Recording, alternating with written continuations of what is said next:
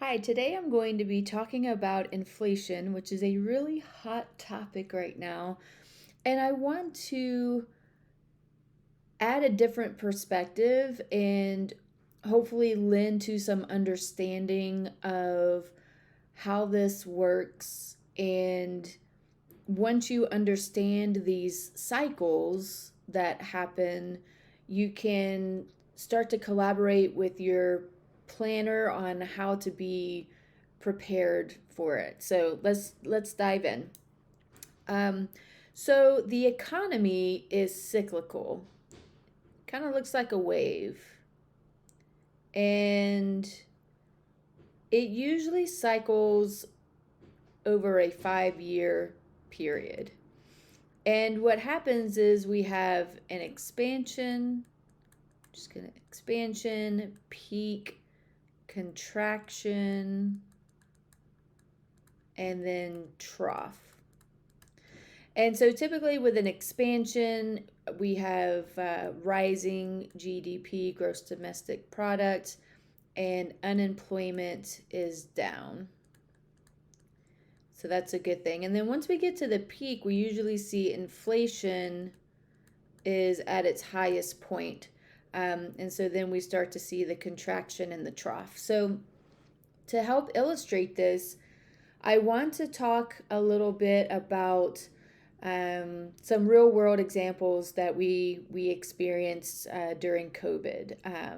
So I'm just going to write over here the stock market. Okay, so we had the stock market, and that includes fixed income instruments, investments. So now in a separate video, I'm going to talk about the difference between stocks and fixed income. But for now, for the purposes of today, I want you to understand there's an inverse relationship between the stock market and the fixed income market.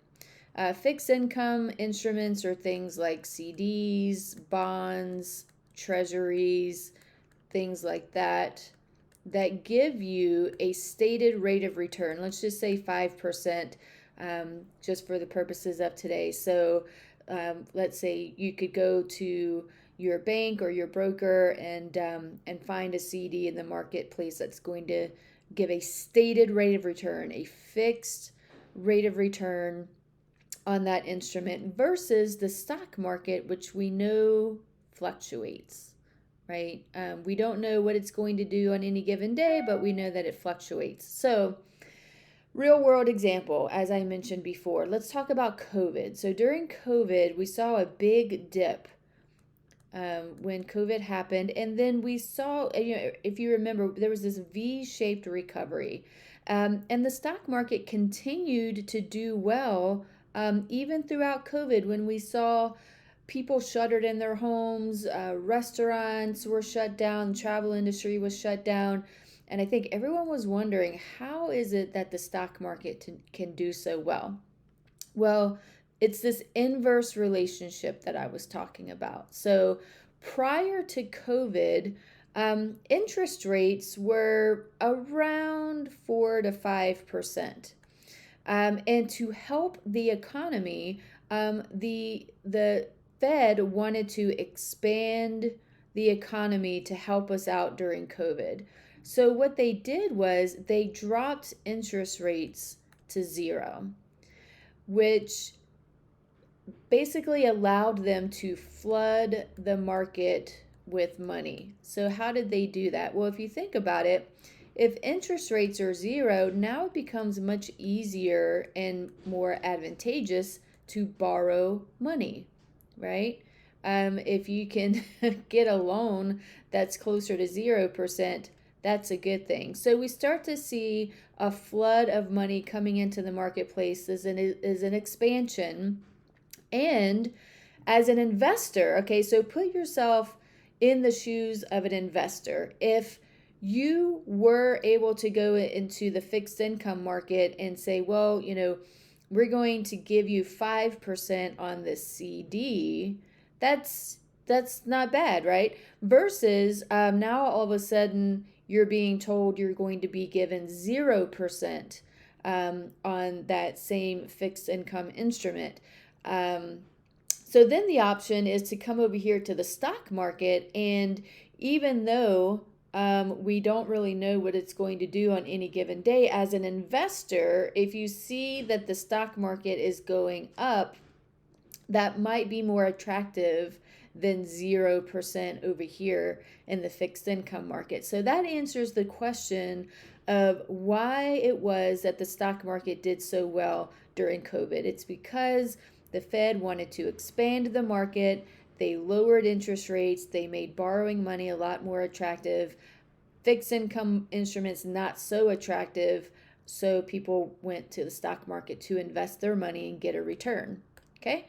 So that's one aspect of it. Now, as we start to get to this peak, right, then we start to see, well, inflation is really a thing now. Prices have started to go up because from a supply and demand point of view, if demand has increased, then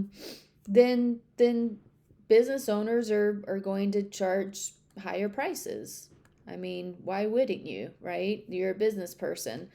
So the Fed sees this. They see that we're getting into an inflationary environment. We're at our peak. So now they need to start cooling things down. They need to contract, right? They need to contract and cool things off so that inflation doesn't continue to persist. So now what they do is they start to raise interest rates again. Now remember, there is an inverse relationship between the stock market and the fixed income market. So as interest rates start to go up, the stock market then kind of starts to suffer a little bit, doesn't it? If you were paying attention to the market, you started to see then it didn't crash or anything, but it started to go down a bit, right? It was because these interest rates started to go up.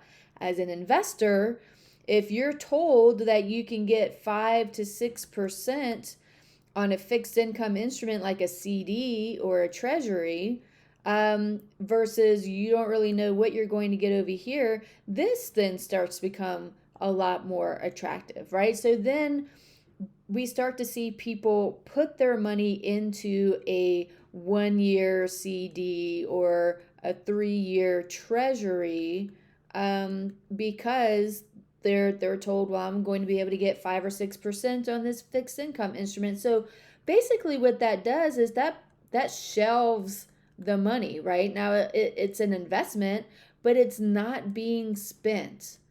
That's the main point. It's not being spent. And so this also helps to cool the economy, right? Another way that we saw the economy start to cool is it became a bit more expensive to borrow money, right? We saw the housing market start to cool down a little bit because people weren't able to get 3-4% on their mortgage. Now it's closer to 6 to 7%. So it starts to cool things down. And so the Fed, doing their job and seeing, when the economy needs to be expanded, when it needs to be cooled off, we start to see how these cycles work, how the stock market works relative to the fixed income market. And the big takeaway here that I want to leave you with is that it is very cyclical. The story might change, but the nature of the cycles really doesn't change. Okay, so that's number one. And number two, when you start to understand how all of these pieces fit together, then you can start to collaborate with your planner, and be prepared for the market cycles as they come along. All right, well, I know this might look like gibberish on the page. I hope you were able to get some takeaways from this. Obviously, if you have any questions, feel free to reach out anytime.